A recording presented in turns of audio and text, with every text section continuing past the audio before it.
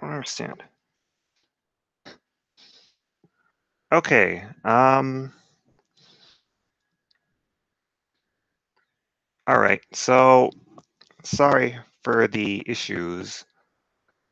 Uh, for some reason, it said whenever I tried to start the event, it said that the event was at 1 p.m.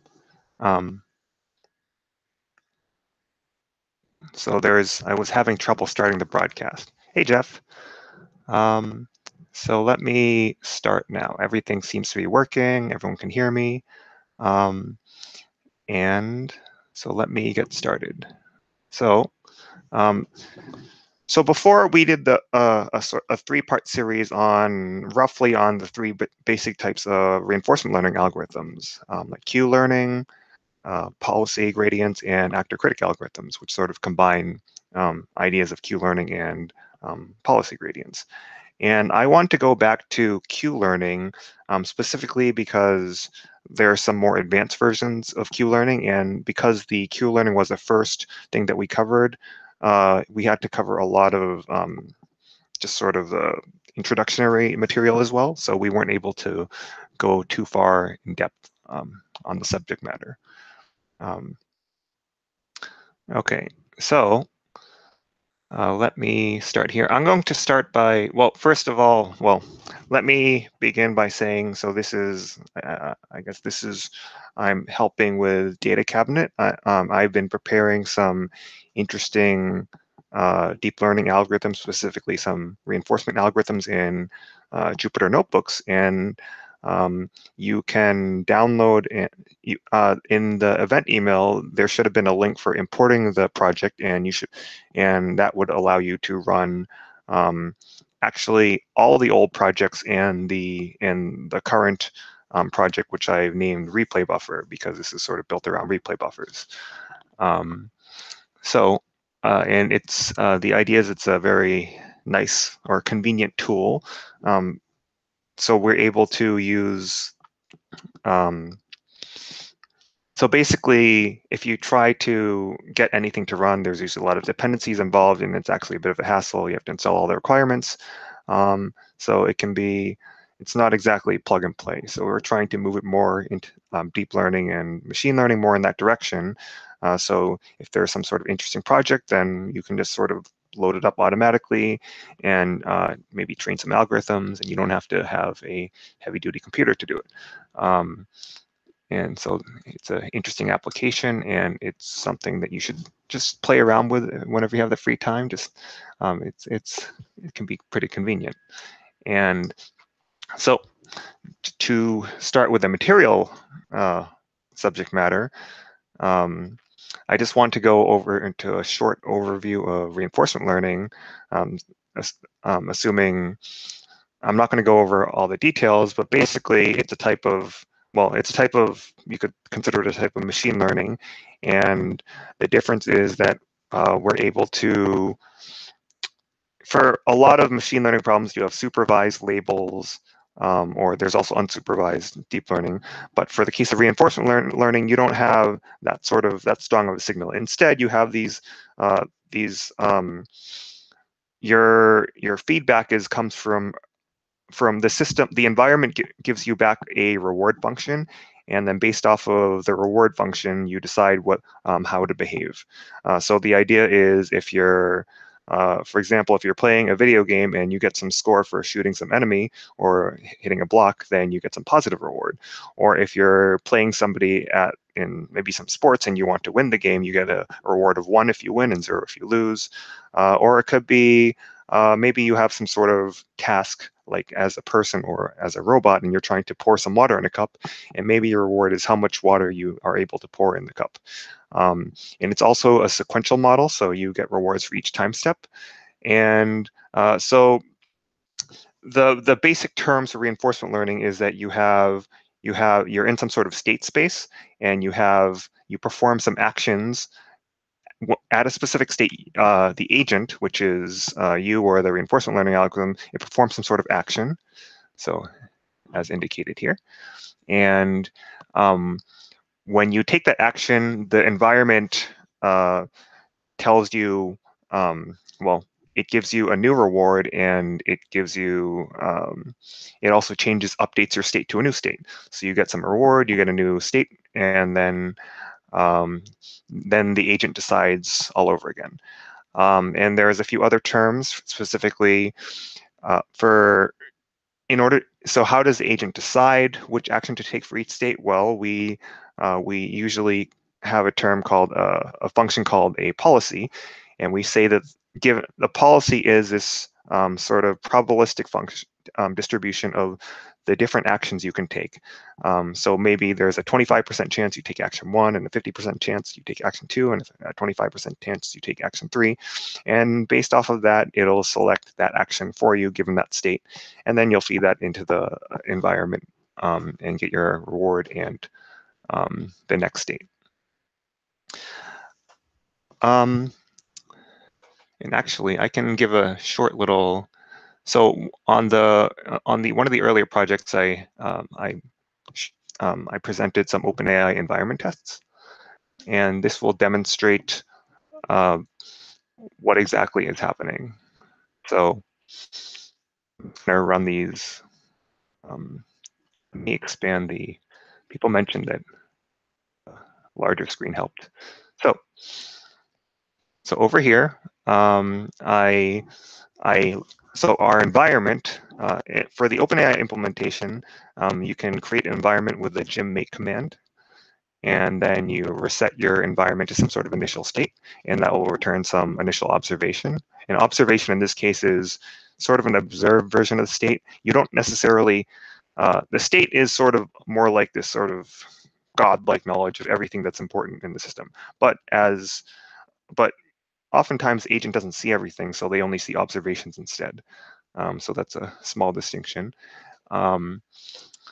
So this is just some information for rendering, but basically we're doing the same model that we showed earlier in the slides, where we start in some sort of state, and then we decide to take some action with a policy. In this case, the policy is environment action space sample, and then the environment will take a step based off of the action, and it will pass back an observation or a reward.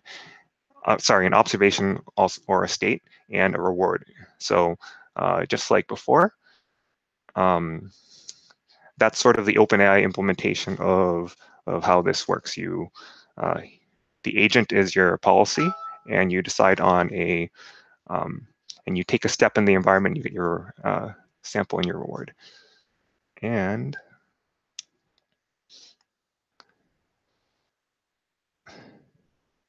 so give me a sec. And so let me move on. Okay, so, and let me, so we want to build a reinforcement learning algorithm, and let's say we ignore this idea of Q-learning versus policy gradients or whatever. And the question is, what exactly are we doing? And you can break down reinforcement learning algorithms into 2 steps, and one is you are doing some sort of evaluation. So your policy is controlling your agent's behavior. So we want to evaluate how good our policy is in terms of what, on average, what is the expected future reward that our policy gives us. And then the second step is, once we know how good our policy is, once we know how good our policy is, we want to improve our policy based off of some information that we get from the policy evaluation. For example, what I'll mention later is that we did something called naive policy iteration. Or we did a naive version of epsilon greedy policy iteration, where we're going to evaluate this value function for every state in action, and then we're going to sort of take we're going to create a policy which is going to take the best possible action.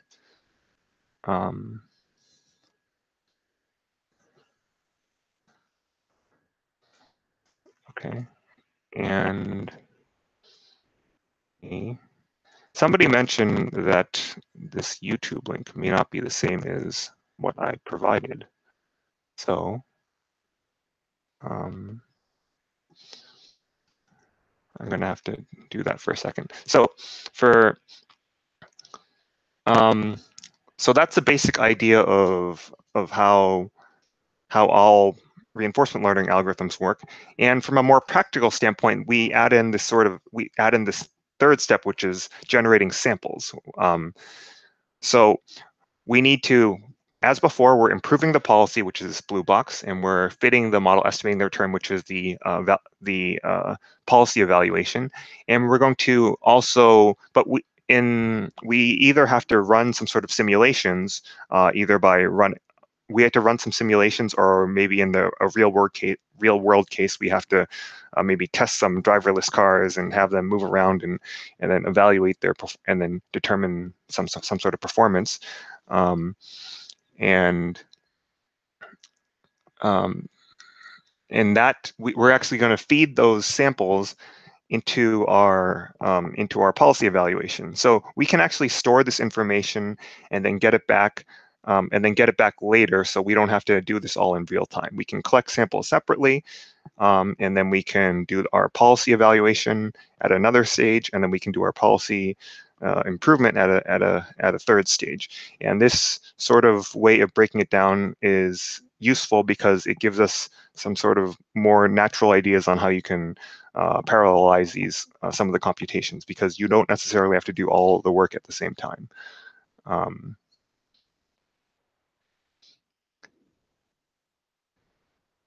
Okay, and so let me. So the next part is the value function, and for the value function, so before I mentioned that we're doing some sort of policy evaluation, and the question is, well, what does that mean? For a policy evaluation, you want to determine.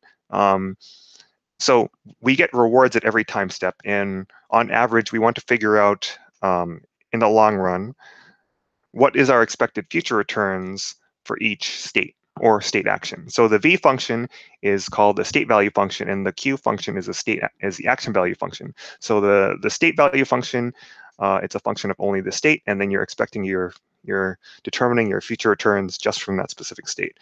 Your action value function is similar, only it's considering a state and a specific action, and then it's going to just follow the policy for the rest of that.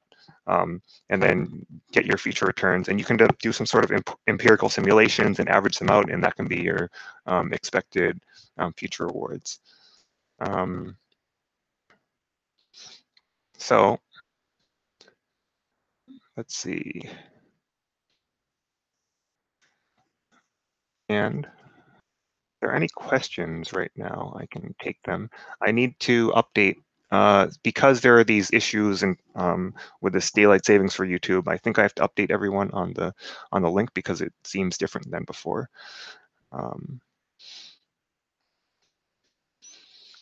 So, and has anyone had any issues in setting up our like creating an account or setting up the notebooks? Okay.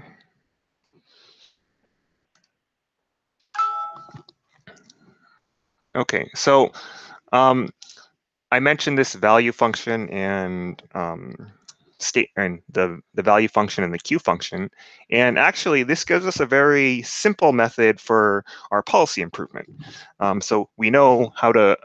So we can just run our simulations to generate the future returns.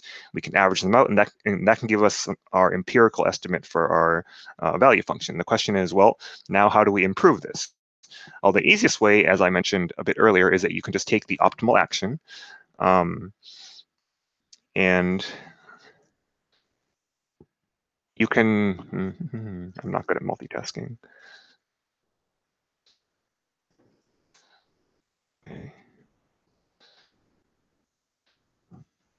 And in this case, so we want to create a policy.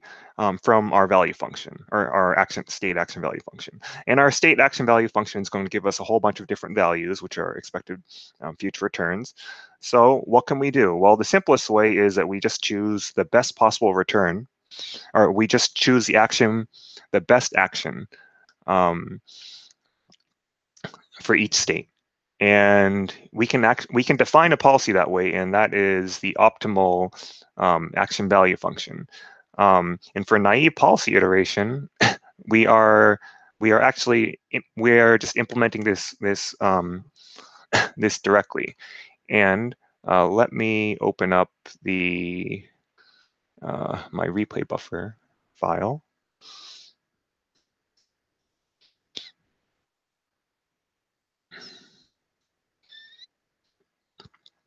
Okay. So this should be opening up here, and I'm going to just run a few cells.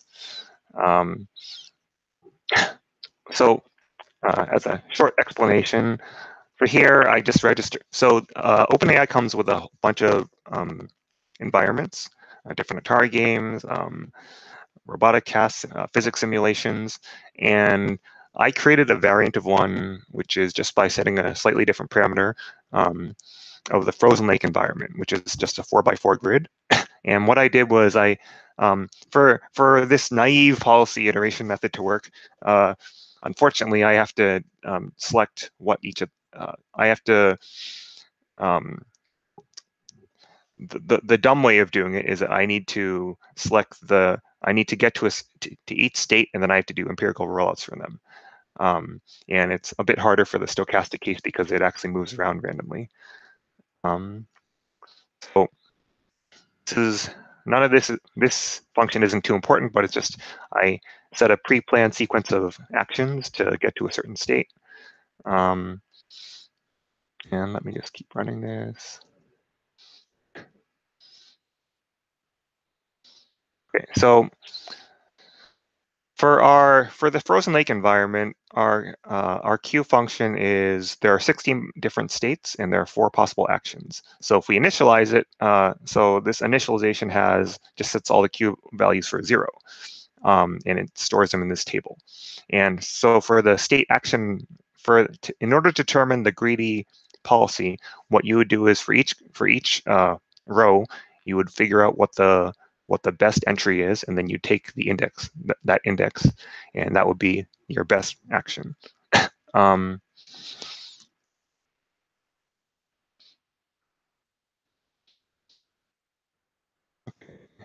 going to run some stuff.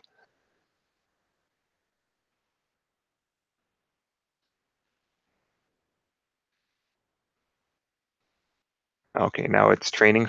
It's training for now. But anyway, so if I were to dig into this code a little bit, I can show you exactly what we're doing. So I created a queue class, and so I could test out different types of queue learning or queue learning variants. And over here, we're doing this sort of naive version for it. And basically, we see this sort of similar setup as before for OpenAI environments. We have some environment, we reset it to some initial state, and in this case, I decide to I call the function that I built to put it at the state that I wanted to, and this is just some. And over here, all I'm doing here is I'm taking a running tally of the future rewards. So this is just doing this sort of action. I'm just determining the step each time based off of the policy. And then so I have my policy, and then I take some action for it, action, and then I use environment step to run this action, and I get a new observation, a new reward, and I just keep summing this reward or tallying up this reward into my future returns. And then I'm just taking, and then after that loop, I'm just sort of averaging out all my future returns. And this outer loop here is I'm doing this for each observation, and I'm doing this for each action.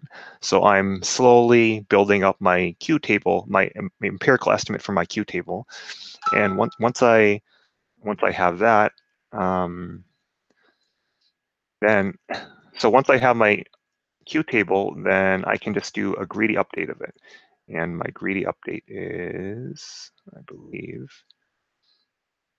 okay.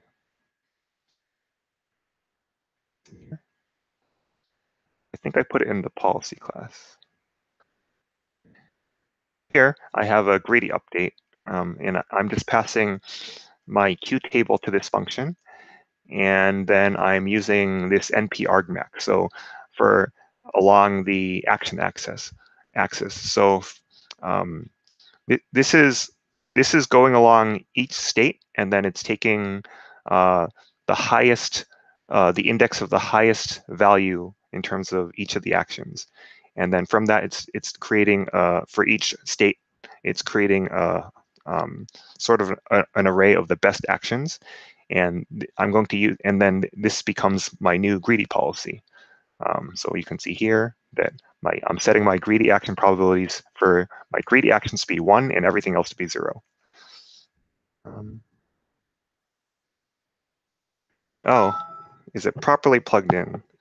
That's a good question. I can adjust it a little bit, so we'll see if that improves the situation.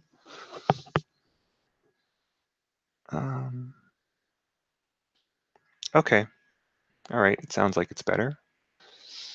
So that was a short implementation of a policy iteration. It's not what people. So this isn't a very good way of doing things because first of all, you have to be able to access the state for this method, and also you need to. You're basically at every single time step, you are completely run. You're running. For each time step, for each state, and for each action, you're running a whole bunch of simulations. So in this case, I think I was running something like 200 simulations for each state action pair, and there are 16 times 4 of those, so it's like 16 times 4 times 200. So that means that every time step you're running, what is it? Like 64 times 200. Yeah, so like 12,000 or like almost 13,000 simulations. So this is, even if it's fast, I mean, that's still a lot of work. And for more complicated environments, it's going to take longer. So you don't want to do that. You want to reuse your data. So this sort of gets to the motivation behind this talk, which is to sort of store your data and then reuse it, so you don't have to run so many simulations each time.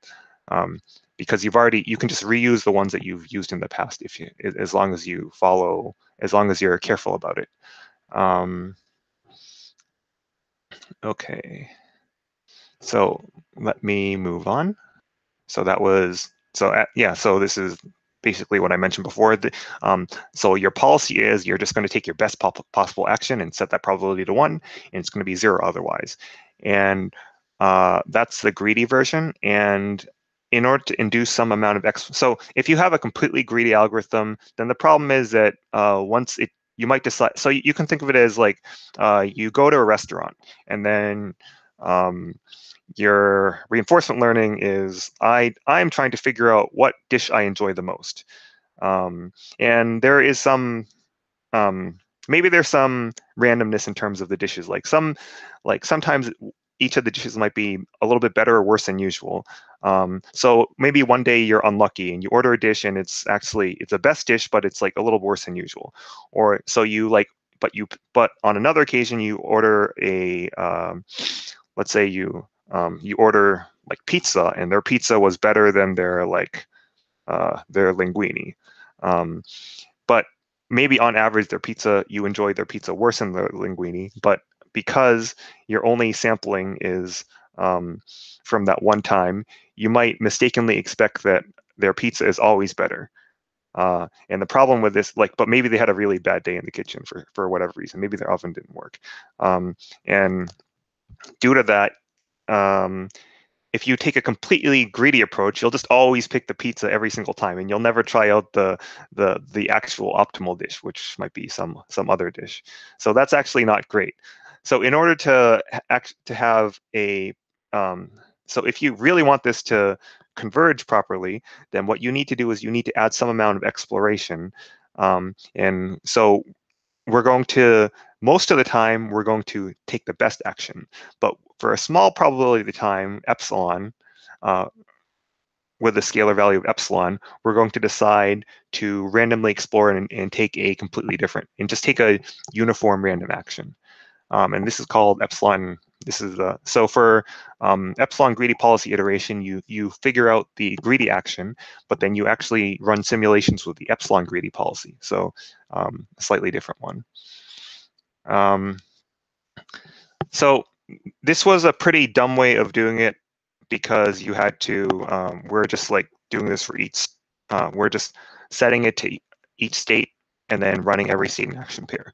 A slightly smarter way is that you can run simulations, you can run full rollouts, and you can do Monte Carlo evaluations. So basically you're going to, instead of, you're going to run simulations, and hopefully there's going to be some amount of randomness, so you'll explore enough and hopefully hit every state. But you're just going to use these trajectories, and for each of the state, for each of the states in the trajectory, you're going to update your value function, or your state action value function, along those trajectories, or along the trajectory. But I'm not going to talk too much about this, because I mean, they use this in like some policy gradients, but for Q learning, they tend not to do this as much, because there is well, there are certain problems with it. Basically, that if you have these full trajectories, and based off of an older policy, so if you want to use replay, if you want to reuse your old data, then the problem is that your old data is running on different policies. So policy is then your new model. And for specifically for like something like a Monte Carlo case, as you run further and further along the simulation, your behavior is going to be further and further from what you expect. So that means it's going to be, unless you do some sort of correction, which is called importance sampling, then it's going to be like more and more incorrect, and that's very problematic. So instead, there's we can do something called temporal difference learning. So remember that for a value function, you are taking, you're calculating the future returns, your expected future returns for each state, or each state in action pair. And if you think about it, what you could, instead of doing this full rollout, let's say, so let's say you're doing some, let's say your problem is that you're trying to drive to a certain location, and you're trying to determine how long it's going to take to get there. And now let's say like the first part of your drive it was like 5 minutes slower than you expected. Now you don't have to do a full rollout to have a reasonable estimate of how long your entire drive will take. Instead, what you can do is that maybe you have some sort of idea where you can use your previous value function, or you're going to use your previous value function to sort of guess what your once you arrive at the next state, you can sort of guess what your future returns will be. Or an idea would be if you're playing like chess, you move to a different board state, and then you have some sort of maybe intuitive notion of, well, how good do I think this positioning is? Like, you don't have to fully do a complete rollout and like hundreds of simulations to understand, or to have an idea of like whether a move is good or not. Intrinsically, we have this sort of this intuitive guess of how good certain actions are, and you can think of that as what as this form of the value function. So what you do instead is that you take your reward, your initial reward, but then you add a discounted version of the value function for the next time step. And this is the top version is for the v value function, and the bottom is for the q action value function. And so both of these are well, both of these are known as a Bellman expectation equation, specifically because well, there's a few points about it. One is that once you get the right Bellman, so if you happen to have the correct value function, then these two equations will always be true. However, let's say you have an inaccurate value function or a q value function, then the nice thing is that this right-hand side, if you replace your left-hand side, or if you update your left-hand side with your right-hand side, it's actually going to get closer and closer to the true value function, or the action value function. So the right-hand side can be seen as it can be used as an empirical update of, you can use it to slowly get closer and closer to converge to the true value function and the true action value function. And this is in practice what we do for policy evaluation. And this is called temporal difference learning, because you're using the next time step. You're using the value. You're using this sort of the value function of the next time step, and you're comparing it to your previous times to your current time step, and you're using that as an update. And it's you see this term a lot. So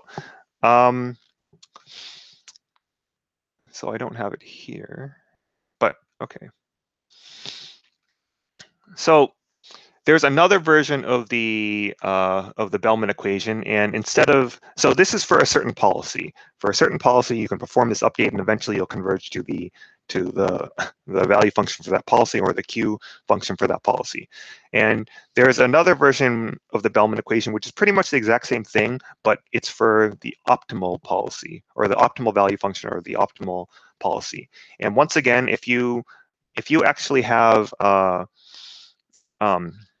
if you use the optimal value function, then this will eventually converge. You'll eventually converge to the optimal value function, or more usefully, the optimal q value function. And the nice thing about the q value function is that you don't actually have to know. The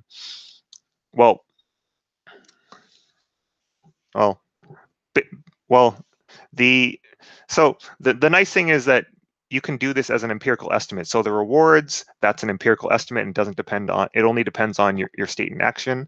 And for this value, the next state, you can sample that.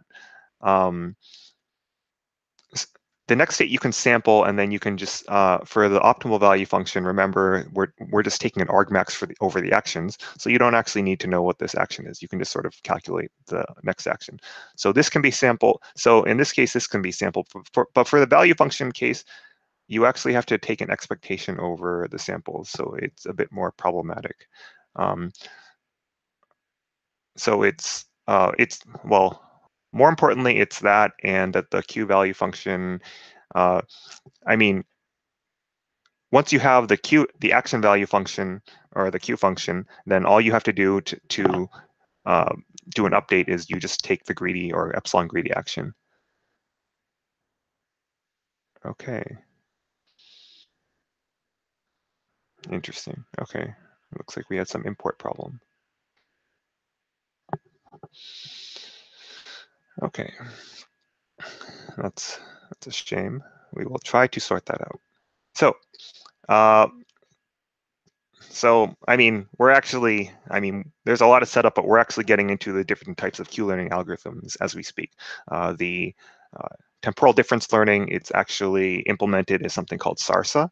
And if we use so for what we tend to, what's used most commonly is the Q, the optimal action value function, and we perform updates on that, and that's known as what's called Watkins invented an algorithm which is called Watkins Q-learning.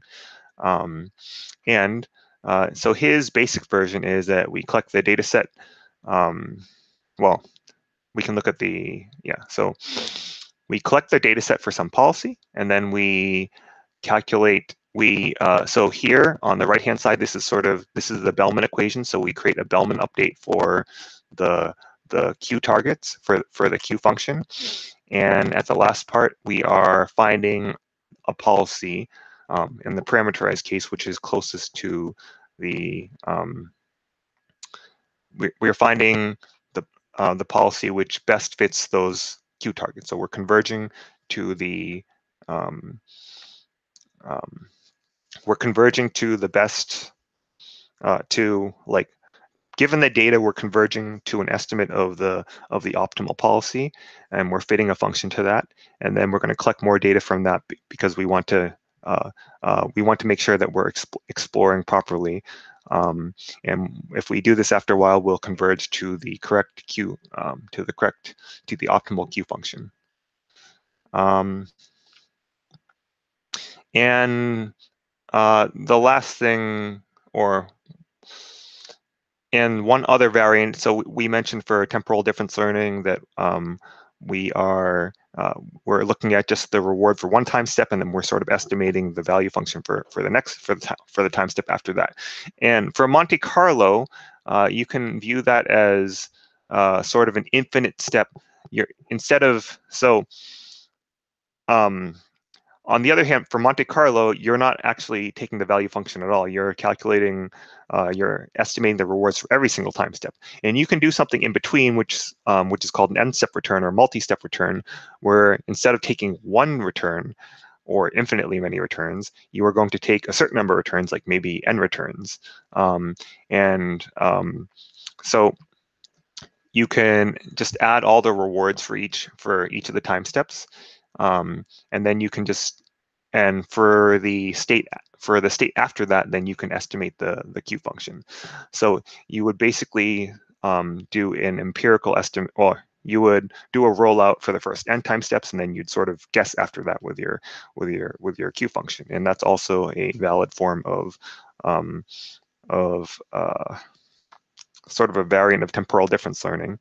And for Sarsa Lambda, which I probably won't get into, it's sort of, you're averaging out a whole bunch of multi-step returns in a very clever way, so you can sort of get the best of both worlds. You can get an unbiased version of, or the problem is that with Monte Carlo, the more returns you have, the higher the variance, because each of your rewards are kind of stochastic.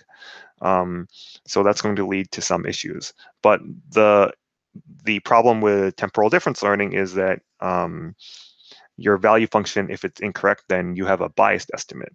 So the more returns you have, the less biased you are, but the more variance you have, and it's called the bias variance trade-off for reinforcement learning.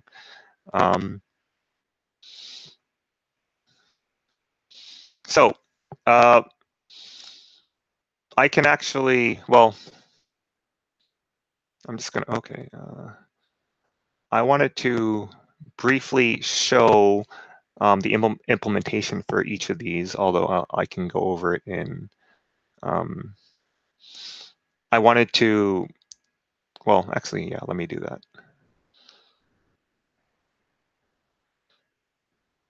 So I probably logged out for a little bit. Okay, so I'm going to open my replay buffer test. And so I'm going to show you, before I showed you the epsilon greedy version, and now I'm going to show you the basic TD version and the Sarsa Lambda version. TD, sorry, we're going to show you the TD version, which is Sarsa, and the optimal version. So here we have our Q object, and I defined a whole bunch of different updates. So we have our naive way of doing it, which we talked about before. And for our Sarsa update, actually what we would do for our temporal difference update, well, I implement as Sarsa Lambda, which is a bit more complicated, but to simplify it, basically, I am just calculating the rewards plus the Q function. Go here. So I'm just taking, so I calculate it, I go through a trajectory of data, and then I break it up into each time step. And at each time step, I calculate, I do a small update to the value to the Q function. So I take I take the time step, the reward from each time step, and then I add the Q function for the next time step and the action after that. And I get this all from my empirical data, and I'm splitting up the data into my initial state, my initial action, and the reward that I get, and then the next state, and then the next action. And this is why it's called SARSA, because you store this quintuplet of data, and you can use this to evaluate your policy, the Q function for a given policy. This is not a Q optimal update, but this is just an update of Q pi using data that you get from that policy. So over here,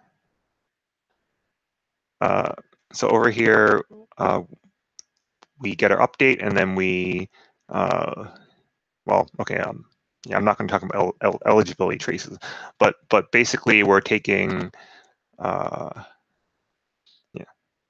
So that was an explanation of the data that we keep, and what we're doing is for SARSA, we're just doing this something like this equation where we're just updating our Q function values, and then we're going to run our policy again, collect new data, and then just split it up and then do the updates along the trajectory. So the Q optimal update. So this implementation works for Sarsa Lambda, which is why it looks more complicated. But I didn't want to go into that because it would take some time. So for the Q optimal update, what we're doing here is, so I implemented this as the Q optimal version, but also for the end step Q optimal version. So let's see. So as I showed here, no, here, no, here, no. Where's my end step returns? A multi-step return. So here we're summing the returns for a whole bunch of time steps. And as you can see here, I have this for loop where I'm taking data from my replay buffer, which I'll talk about later, and then I'm going to do a discounted sum of the rewards for n returns. So indexed by I'm storing. I have a class variable called nStep, and I'm using that to determine how many to break the data to make sure that I'm receiving data which is n steps long, and then or n steps plus 1 long, and then I'm doing a average. I'm summing the rewards for n time steps, and then I'm just adding the Q function for the last time step, as you can see here. So Q target network, and then I evaluate it for states last, and then I figure out what is the best possible action. What is the best possible action for the Q function, and I take that as the argument for my action, and I use that as my target, and so this gives me the target values. So yeah, and then I feed this back into I feed this back into this sort of fitting equation where I compare Q, my current version of Q, to my target values, and then I and then I do and then I use it to update my Q table. Actually, what I'm doing here is it's slightly different from that. This is what you do for the parameterized version. This is an implementation for the tabular version, and then later I have an implementation for the continuous version, continuous state version. And so, as a brief explanation for this update, I initialize. I'm going to add an update to my Q function. So I'm going to take my Q function, I'm going to add, my update. And what I'm doing is, I set it to 0, and then I keep a running tally of each number of times that that each state action pair is visited.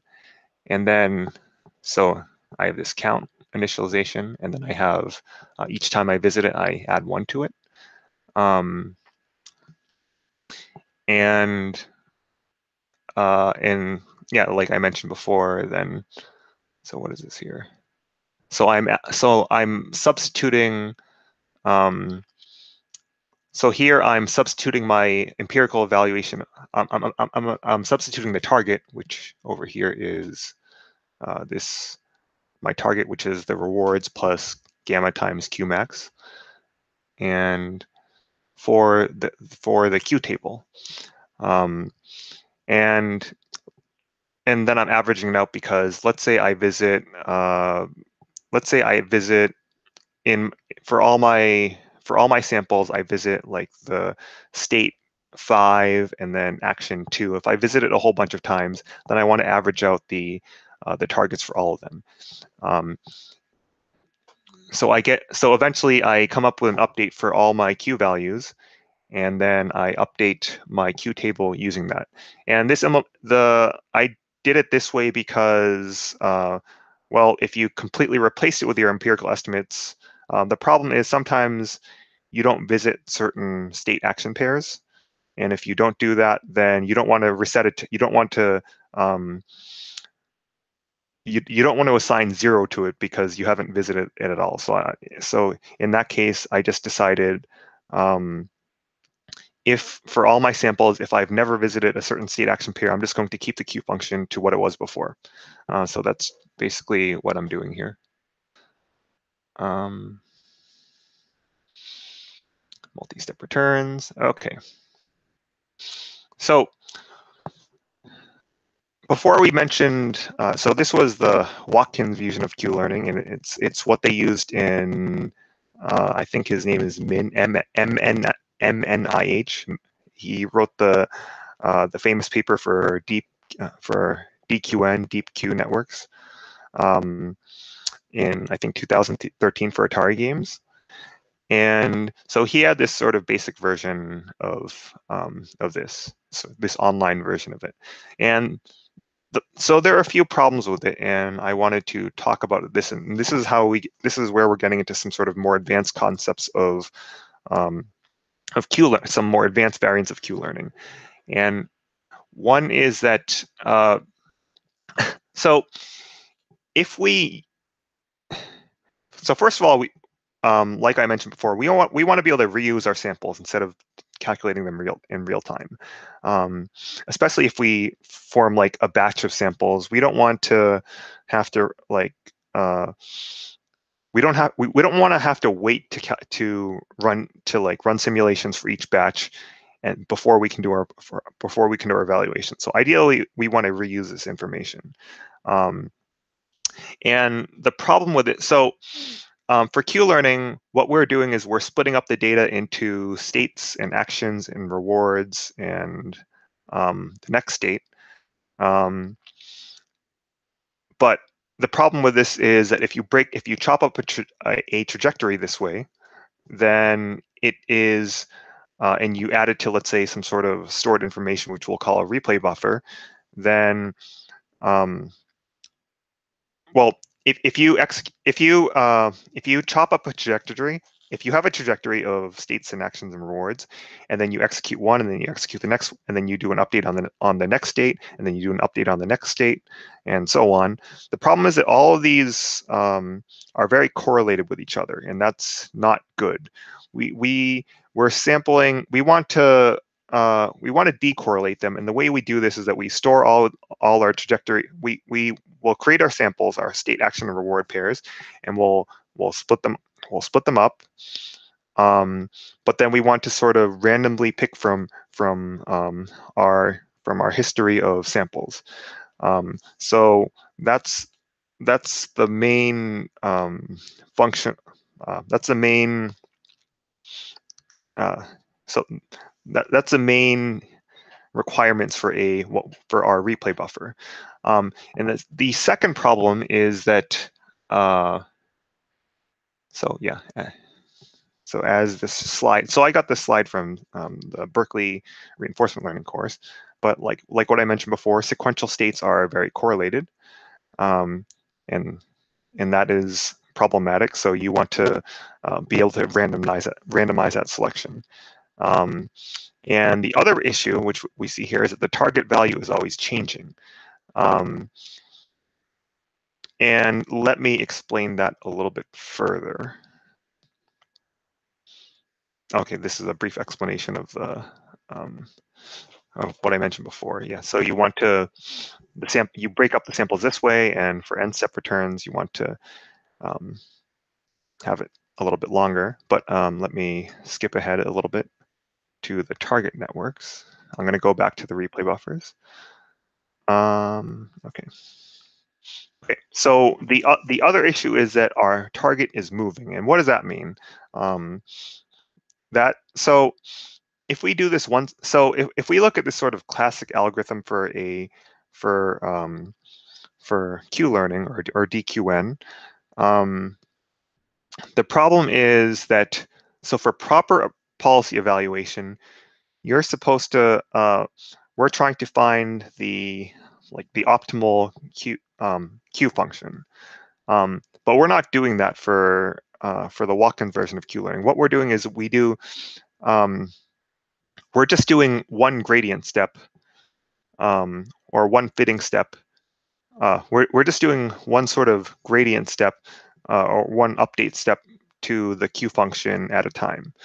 And technically, for this to work, so over here we're comparing the fitted version to the one with a replay buffer.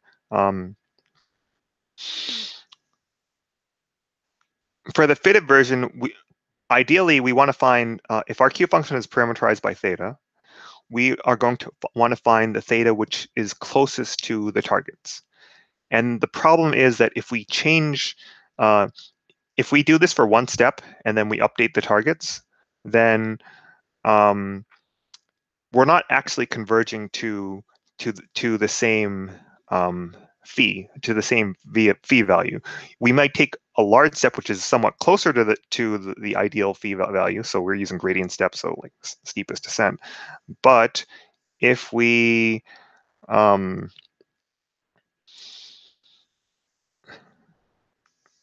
so the problem is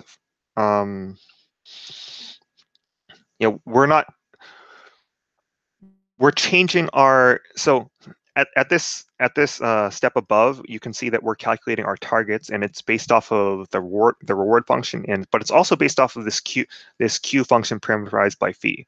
So if we change phi, then our targets change, and if our targets change, then how can we perform gradient, this sort of like fitting or gradient descent over here? How can we perform gradient descent when our targets aren't even the same each time? So we've never even converged to the ideal phi value. So how are we doing these sort of update steps? It doesn't make that much sense. So instead, we want to have something more stable where we have more fixed. We want to basically, the solution to this is that we want to fix Q phi for a while. Even though we're doing our parameter updates, we don't want Q phi to change. So we're going to have a separate network called the target network, which we'll denote by Q phi prime. And so these targets will remain the same. We'll continue adding data to our replay buffer, but our targets will remain the same for a while as we update phi. And after a while, after we do this for a while, after we update phi, so to the point where ideally we're reasonably close to the ideal phi value, parameter value for our Q function, we're now going to update our target network, and then we can run this process all over again. So this is sort of more like a compromise between fully fitting our phi values and but not taking an absurdly long time to get to that point. So we're taking a bit longer to get a bit closer to our phi values.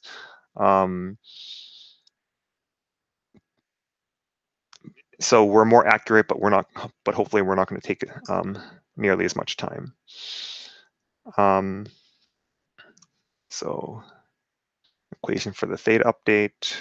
Yeah, that was what I mentioned here.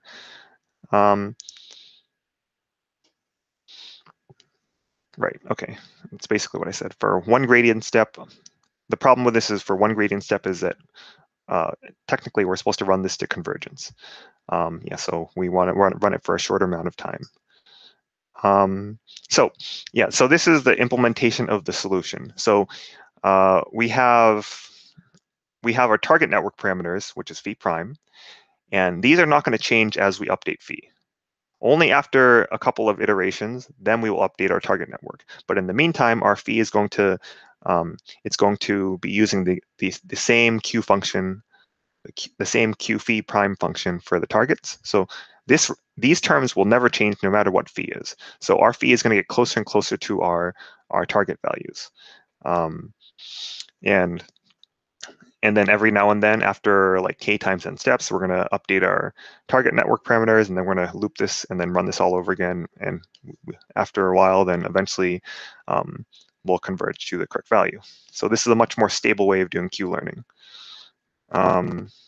Yeah, so one thing to notice is that so for this version, we move the target network updates to this very outside loop. And that's sort of interesting because it means that we're collecting our data using phi and not our target network, but we're actually sampling it inside our target network update, which is actually fundamentally different from the Watkins Q learning. And I think an interesting question to ask is like, what does that mean? Like, what is the intuition behind doing that, and why does it make sense? And it's sort of a deeper question that you can think about. And I will get to dueling networks, but let me go back to replay buffers. Okay.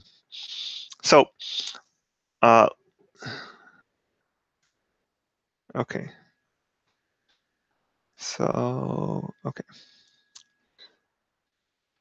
So for replay buffers, the question is, well, so we have these replay buffers which is storing this information, and how do we want to create it? Let's say we actually want to implement it. And so let's think about the requirements.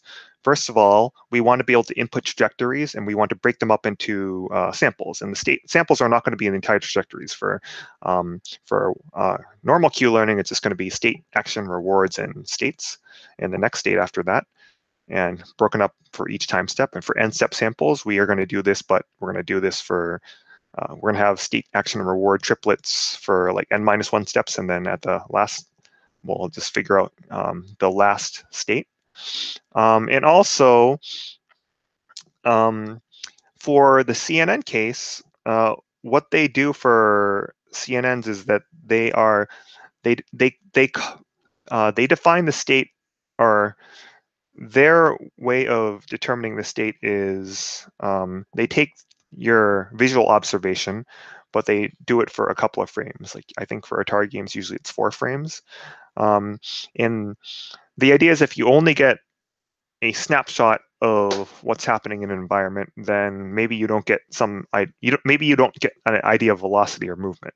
But if you have a reasonable time frame, then you should be able to get a fairly accurate state depiction of what's happening in the environment. So our replay buffers, ideally, we can also stack observations too. So we want to be able to jam 4 time steps together. So it would be so instead of a state, it would actually be the, the current observation and the previous 3 observations concatenated together into one vector. This is okay. And so the reason why I'm mentioning this is that so if you see replay buffer implementations, if you have a specific problem you want to use, then you can sort of you don't have to make it this flexible, but I sort of felt like doing it. But if you think about all the requirements, then it has to be able to take in like different if you want to create a class for it, it has to be able to handle different lengths of samples, which is actually kind of annoying in certain ways.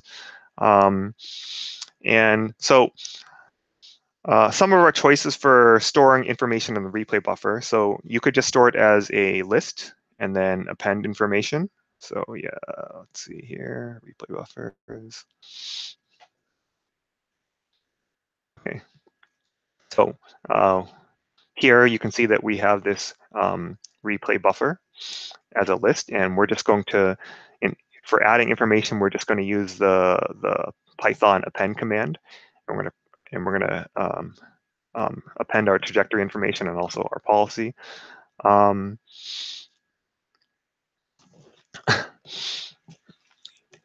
And but also there's some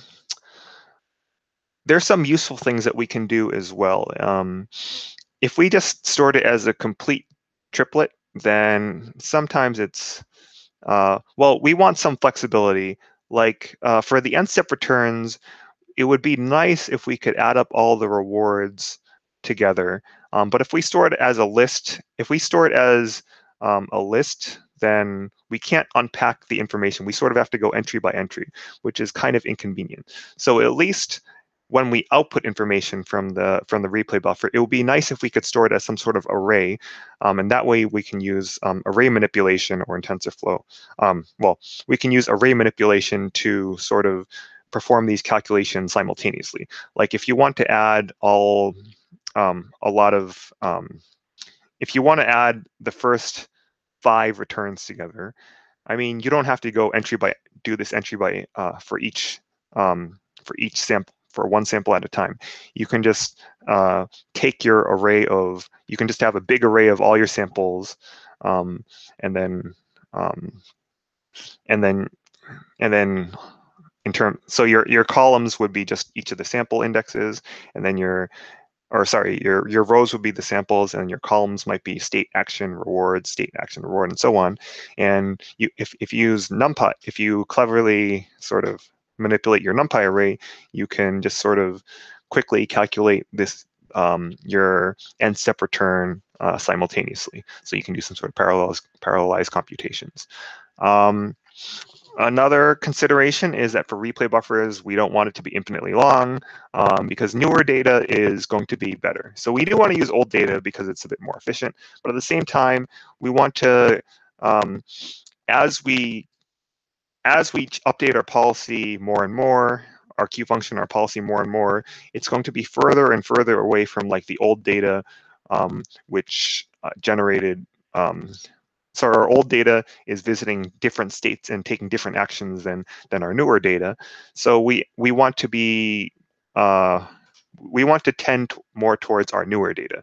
So for our replay buffers, we're going to want to have a finite size, and sort of at a certain point, if we get if it goes over our size, we want to just overwrite the older data. And in terms of implementation, the way one way you can implement this is that you can sort of keep track of an index value for where it's currently going to append the next so as you add some sort of trajectory information, you keep track of the index where you're adding the data, and you're appending it like usual, but you're also going to increment your index each time. And once your index goes past your max buffer size, then it's going to wrap around to the initial index. And of course, the earlier indices, the start of your replay buffer, I mean, it was those are already full. So once you wrap around, you're just going to overwrite the oldest data. So yeah, let's see. Yeah, so once you get beyond the length of the buffer, you're just going to wrap around and so yeah, so one is that you're going to do this wraparound, and the second thing is that if there's nothing assigned to the index of the buffer that you're interested in, you can just if your buffer index is like if your next index is bigger than your replay buffer length, then that probably you can just it means it's not that entry is not full, so you can just add that. And yeah, so that's how we keep track of it. And for our implementation, what we did was we created we started with a list of so I considered a few ways of doing this. One is that we could have a separate array for each state, for state 1, state 2, state 3, and so on, or state t plus 1, and state t plus 2, and state t plus 3. But that doesn't scale very well because that means I'd have to like manually create like a variable number of lists and with different names, and that's not a great way of doing things. So instead, what Pankaj suggested was I just create sort of a NumPy array of all the states together, and all the actions together, and all the rewards together, and all the last states together.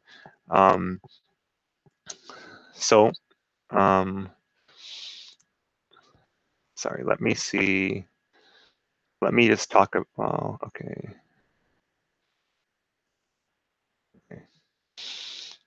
So that was the append command. But I wanted to, but for sampling, what we're doing here is, so we have a buffer of,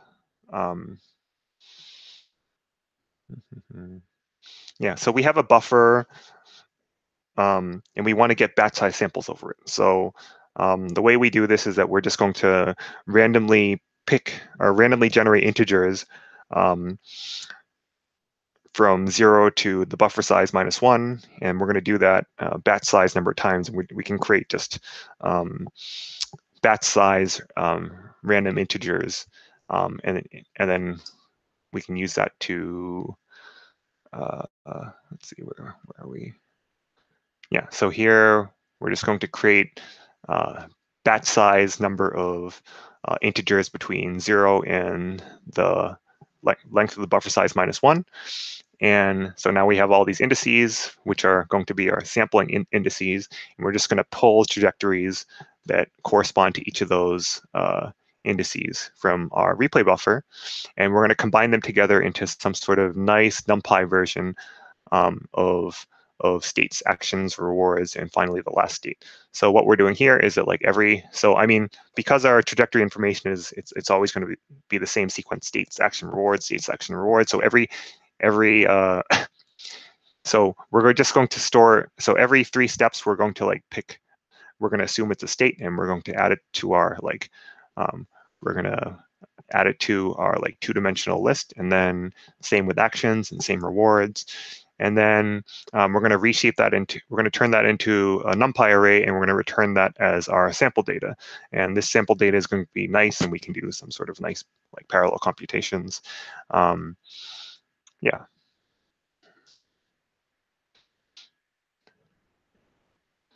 All right, and in a small note is that we added policies at the end. So for each sample, we have our trajectories, but if we want to do important sampling, we want to keep track of the policy which generated that that data. So technically, if you look in this code, then we have this line for policies as well. We don't use it in any of the examples that I use, but if you want to do important sampling, you do want to have this this policy so you can make the appropriate adjustment, which we're not going to talk about too much. Okay, so that finishes the replay buffer implementation. And so, okay, so then before we're talking about target networks. So as a short recap, we we want to keep track of a separate, older, slower moving, a target network, which is going to update much more slowly, and your current network. I've been talking a while, so I'm just going to check for any questions. Okay, all right, we are fine. Okay, so for target networks, we had this sort of moving target problem, and our solution to this was to create a target network which is going to stay the same for a while we update our feed parameters. And then after a while, once a whole bunch of iterations have occurred, then we're going to update our target network, and then we're going to keep doing this over and over again. Let's see. So we can see how this is implemented in our Q-learning function. Over here, we have, okay. So we have a Q table, but we also have a separate table for the target network. And we can initialize them randomly, or we can set them all to 0. I think in our case, we just set them to 0 just because it kind of makes a little bit more sense in certain cases. In other cases, it may not. But they should both converge technically. So you can see here that we have, so for our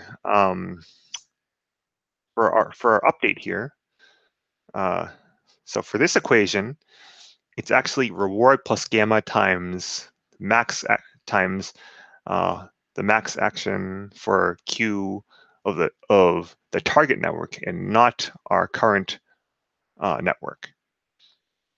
And if we look at our implementation here, so okay, so we are using our target network to evaluate the Q S prime A prime, and not so our Q table is our older. It's the much faster updating Q function network, and our target network is the one that we update once in a while. So here we can see that we've implemented our instead of using Q table, we're using Q target network. So it's a small adjustment, but this properly, but this change allows you to sort of fix this moving target problem as long as you loop your code correctly.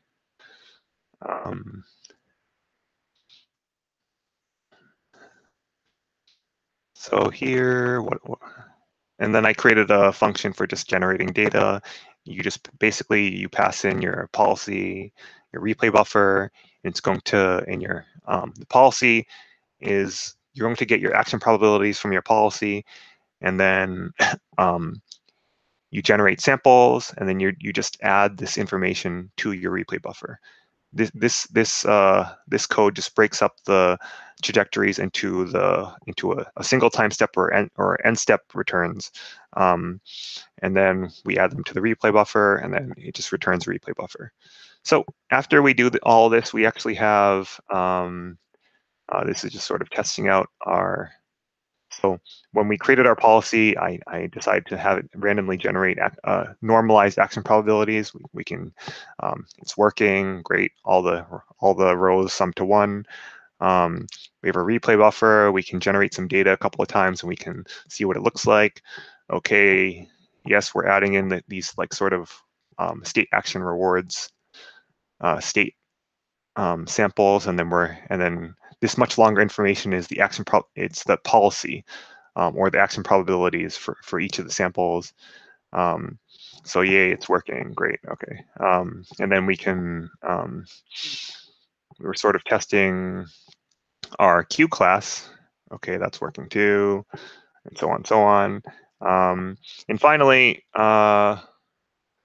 this is a test function. It's basically, it's very similar to the initial OpenAI code where we're just, we decided on action using policy based off of some policy. And then we're going to just take a step, and we're going to take a rolling tally of our total rewards. And eventually we're just going to return our total rewards. So that's our test function. And right, so this is our, and This is just a implementation. This is like so in the frozen Q-learning notebook, I had this very basically the same algorithm for this naive version of epsilon greedy implementation, but we sort of cleaned this up into just running using the class that we used before.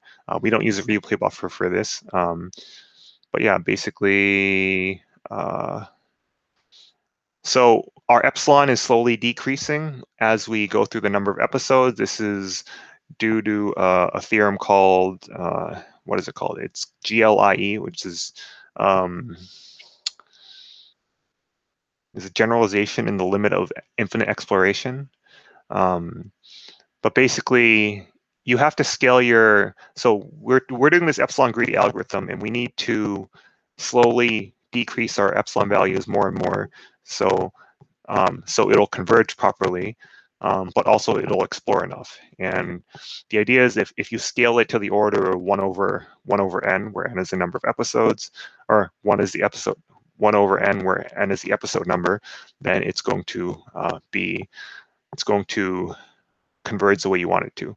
So that's how I'm deciding to scale epsilon, and then I just run my naive empirical update, and then I do my greedy update, and then at the end, I get my policy. So I can checkpoint this, and I'm just going to run this while I go a little bit further. Okay, we covered this. Right. Okay.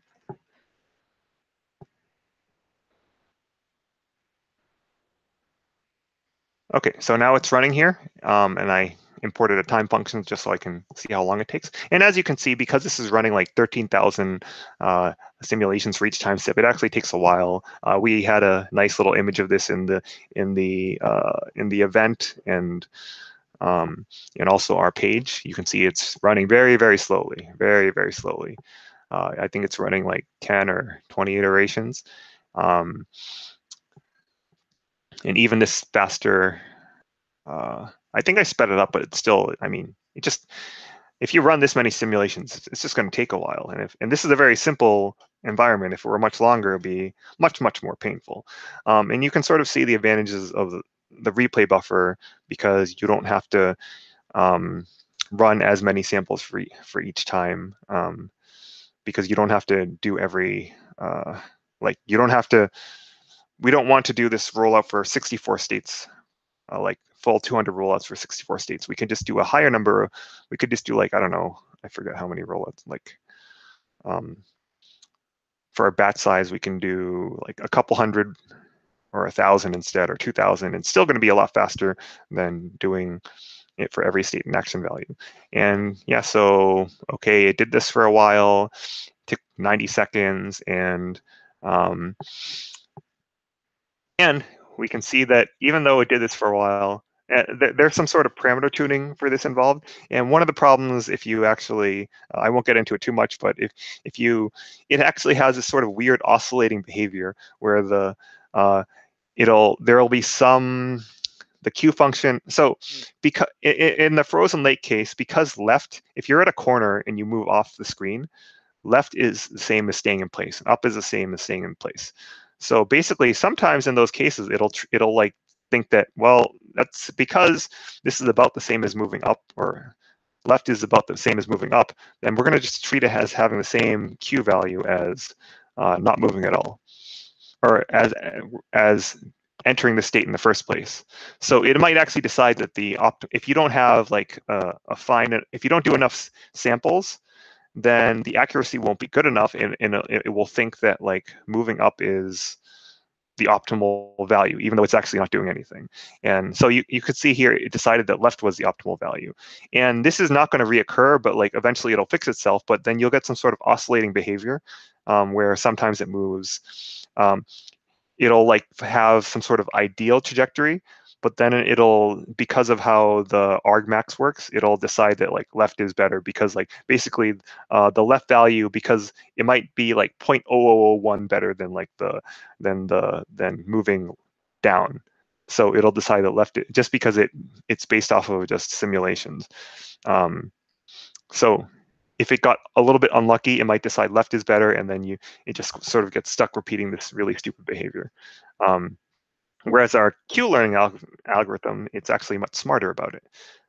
So here we have, okay, so here we implemented our like advanced version of Q-learning with, I think I use dueling networks, which I should talk about, but I want to show you first. So let me go above. So this is the target network version of Q-learning, and as you can see here, that we implemented this in our code. So we're just printing just for visualization. We're printing like the episode that we took.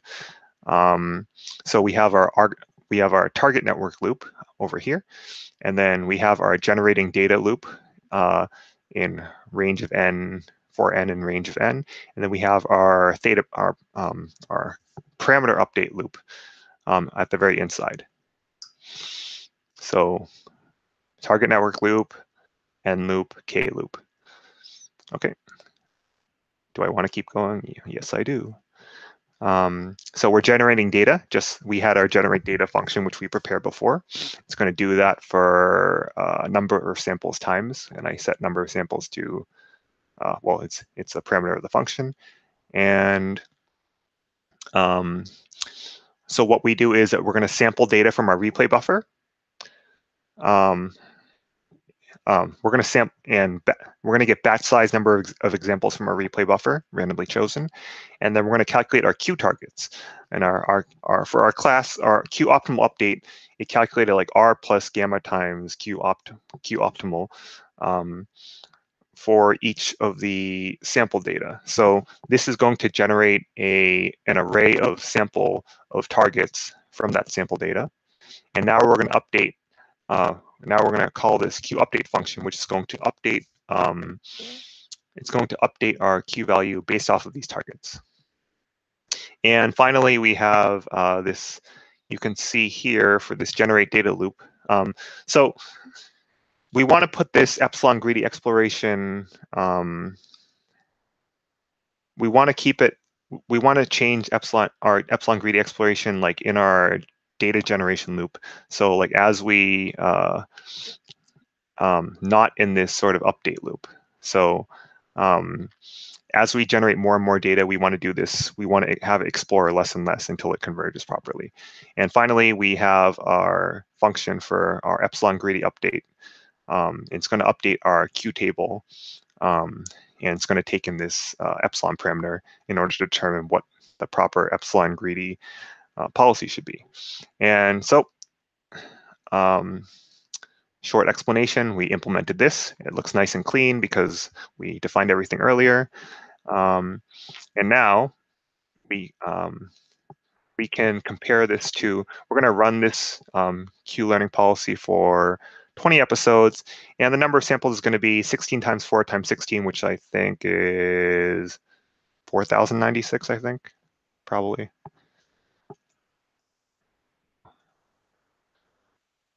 Whatever, I think it's 64. So it's much less than, it's not 13,000, it's much less. So it's going to be a lot faster because you're only generating data for like 4,000 times each time step, which is a lot, but still it's a lot faster than the other one.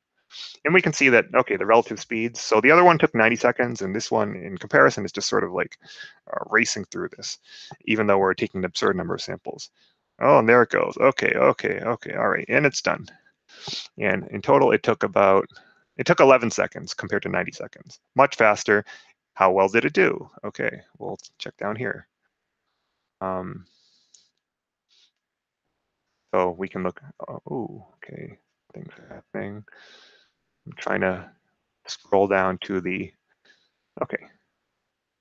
So we're gonna test it.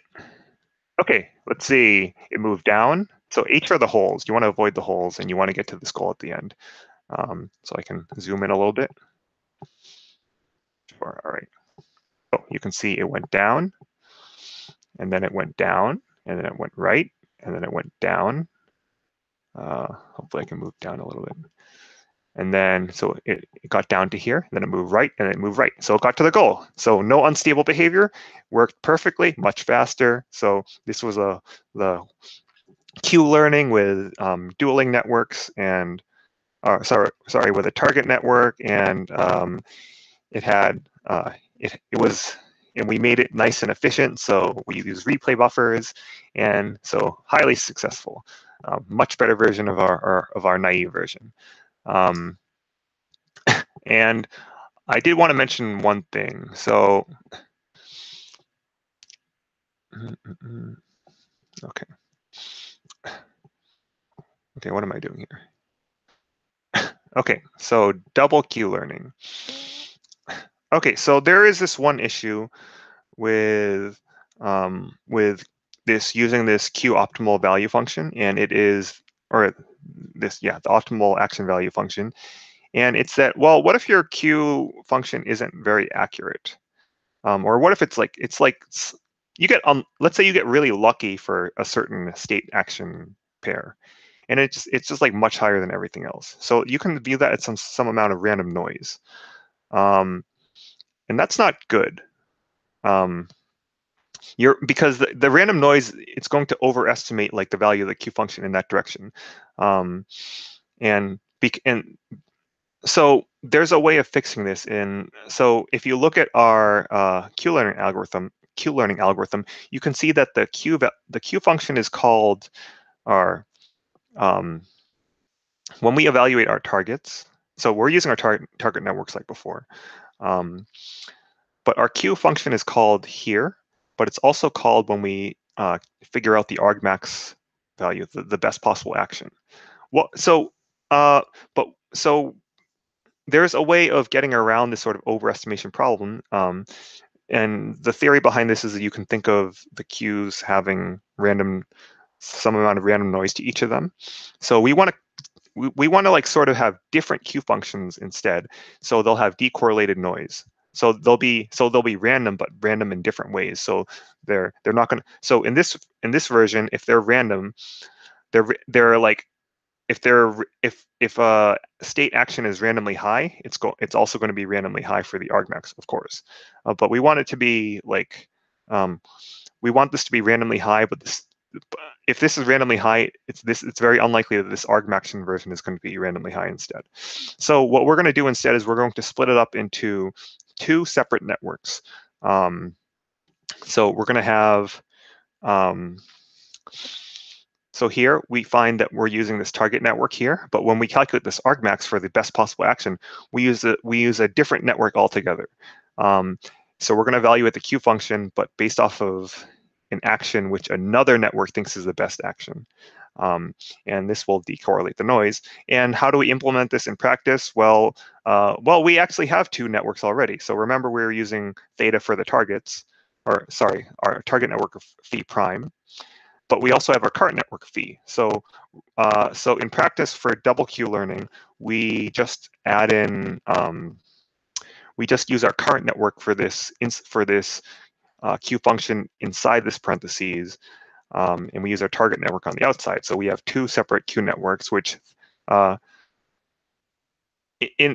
theoretically you want these to be independent. Technically, these aren't completely independent, but I guess it works. It's supposed to be much more stable in practice. And if we go back and look a little bit, okay.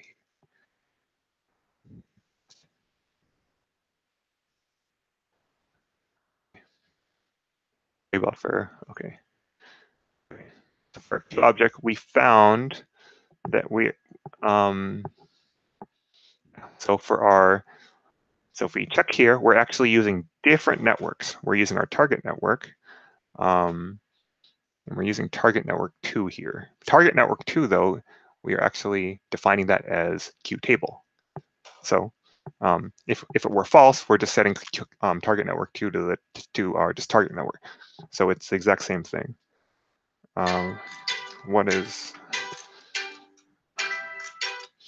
Okay, sorry, I was getting a call. So this small change implements what's called dual Q networks, and it makes it a lot more stable. All right. Okay, so a lot of explanation. Let me check if there are any questions before I move on to something. Okay. Uh, all right. I think there are like three other topics I wanted to cover. Um, um, okay, one was, well, okay, how do you implement the continuous version of this? The next one was, well, what if you do have continuous action spaces? Like for robotics, you actually have your actions could be like the amount of force or how much you're going to move your different joint angles.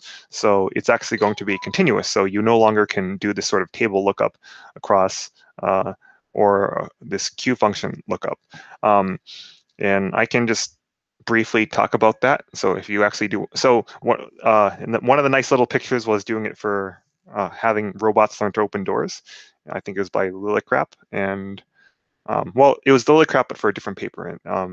And what they did was that so you can't actually calculate an argmax because there are infinitely many actions. One way to do it is that you can sample actions and just pick the best possible one. That's one of the dumb ways of doing that. Another version is that you can just well, solution to everything in deep learning. You just create another function to approximate the function that you want. So you create a function to approximate the argmax function, a parameterized function.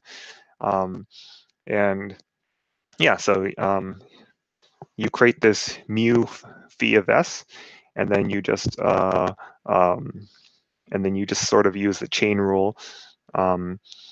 So now we're replacing this argmax with this mu of theta function, and then we can update our theta parameters using the chain rule and gradient descent, and magically, this is how they used to do Q-learning with continuous actions. And I forget if they had some prior assumptions, like if they're Gaussian or not. Yeah, so we can see this implementation of DTPG. So pretty much the same as before, but instead of just having our network parameters, or our policy, our Q function parameters, we also have a separate argmax function approximator, and we're updating that as well. And here they're updating it with Polyak averaging, which is sort of it's kind of like a compromise for the target network, where you're doing this sort of exponentially decaying update for the target network.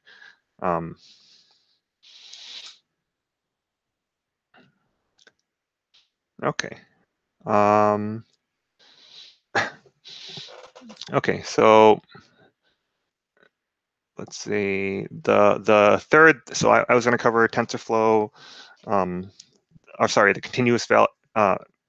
the continuous version implementation using TensorFlow. But before that, I wanted to talk about, well, let's see.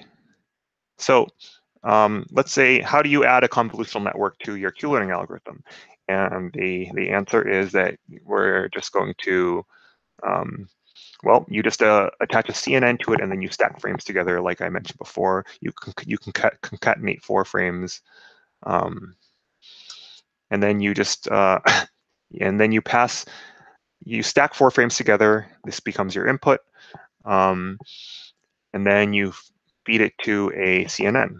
And so this is the OpenAI implementation of the deep Q networks. And as you can see here, they're using Keras to, see here that they're using Keras to create a convolutional network, and then they feed that into, and then they take those features from the CNN and pass it to a standard deep deep learning model. So here's the convolutional net. They take some arguments for a bunch of arguments for their hidden, what is it, the hidden layer size. Yeah, and you can see this is like Keras is pretty direct. like if I want to create a convolution layer, I just take in my input, and then I just specify the number of outputs I want for that layer, and then the kernel size for the convolutional size, stride if I'm going to um, if I'm going to skip. Well, I'm not going to explain it all, but basically, yeah. But here's my activation function, and then they flatten it, and they just do this over and over again until they go through all of their hidden layer their convolutional hidden layers. And then after that, they are just doing they're just passing it through a fully connected network through a bunch of different hidden layers of various sizes, and eventually they do layer normalization, and then they do this ReLU layer at the end, and they output this outputs an act. So this you create a CNN, and then you feed the features into a network which is going to determine a policy for your actions. So a distribution of probably a distribution of for your actions given certain features. Yeah, and dueling network, whatever. It's like what we mentioned before. And we're going to eventually return our action scores. So we have a tensor for a given input. We're going to output like the action, like the actions, every possible action, the probabilities for every possible action, and then you can just feed that back into. Once you have this, you can use that to sample actions. So that's basically what you do for CNNs.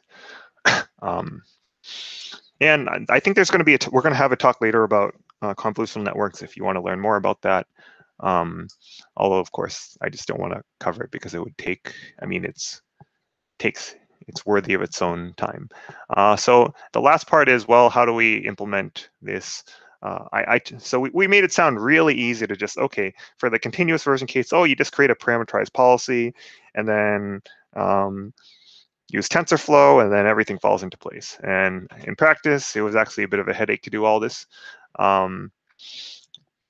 But let me go through some of the changes. Okay. Okay, so here is this continuous version, and I had some discussion about it. One change that we did was that, well, okay, so before we had we had a separate policy class just because it makes sense for the idea of policy iteration. And usually for our policy class, we store a table of action probabilities for each state. Impossible in the case of continuous state spaces because there are infinitely many states.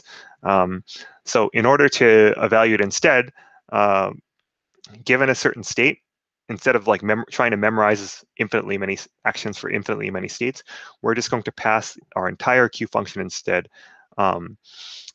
We would have to pass our entire Q function instead. This means we don't actually save any effort. So I mean, if we have to calculate the Q function for a certain state, then I mean we have to run that entire. We have to do a forward pass on that entire function. So there's no point in having a separate policy class. So and instead we just sort of built all the information into our just Q function class. Another one of the architectural challenges is that so this is a TensorFlow problem. So the way TensorFlow works is that you create a computational graph, like you can see here for this OpenAI version. They spent all this effort trying to make like a computational graph for the Q functions, for updating the targets, optimizers, and all that. But okay, where was I? It's that remember that we have this. We have a target network, and the target network is going to use different parameters from the current network. And so why is this bad? So the thing with TensorFlow is that it sort of implicitly stores all the parameters or the weights and biases or whatever parameters you're using. And when you run the if you want to, you can't just run, if you have a function based off of, you need to build a computational graph. And what you do is that you run session run and you ask for the value at the end of the for the tensor that you're interested in, and you feed in all the information that you need to get there. And the problem is that the parameters are not part of this. Um, oh, okay. It looks like I'm past time, so I will wrap it up. So for so for TensorFlow, you don't want, it's kind of not great if you have different, if you have to run this forward pass but with different parameters each time, because your computational graph is trying to store only one set of parameters at a time. This is very awkward. So eventually, it seemed like the most reasonable solution was to just create a completely separate, an almost create a separate computational graph, but for the target network, instead, as well as the current network. And as a side note, this actually becomes even worse if we do importance sampling, because for importance sampling, remember we were storing the probability distributions for each sample. But that means in the continuous case, we need to pass in, we need to do a forward pass. We need to keep track of all the parameters, the parameters for that sample, and then run a forward pass for the Q function for each important step, for each for each sample. But that means that we're actually, for our from our replay buffer, we have to run like a bunch of different forward passes for a whole bunch of different Q functions, Q function parameters, which is really bad in order to, in order to evaluate our action probabilities. And it's just like we can't replicate that many. We can't create separate computational graphs for that many of them. But we can see here, this is just a basic version of a computational graph. I made it very simple. So we get our inputs, our states, and then I decided here that I want to create separate networks. So I created a tensor of weights, a tensor of biases, and I did a matrix multiplication of states and weights, add the biases, and then added nonlinearity, and I got my outputs. And for the target network, I did the exact same thing, but with, actually this should be H1 target. Anyway, I created, so I had to create completely separate computational graphs. The other issue with TensorFlow is, there are advantages, and the advantages are you can do batch computations in parallel. For example, in this greedy sample, the way we do this for all batch sizes, that we just generated a random number between to generate the random actions from if we randomly select actions from a uniform distribution, we just run like the TF random uniform and then create batch size number of those. And if we want to decide how many times, when we decide to explore randomly, we can just pick a random number between 0 and 1 and then see if it's less than our epsilon to see if it's epsilon greedy. And then and we can sort of do that all together and just simultaneously and sort of in parallel figure out all our greedy actions, or epsilon greedy actions at the same time. So a little bit of a nice thing. Sorry. So and just like for TensorFlow, we're going to use this Q-fitted version. So it's going to be an L2 loss of the targets and our Q out, our tensor for, I think this is, this might be wrong. Well, no, this is correct. Okay, so our Q function for that state, and then our target values, which we get elsewhere, we're going to take the L2 loss of that and then run atom optimizer on that using some learning rate. That part is fairly standard TensorFlow stuff. We're using, I think what you should do is that you should use TF append in order to update the variable. In order to update the target network, you're going to use TF. No, you're going to use the assign function from TensorFlow and just assign the current network parameters to your target network.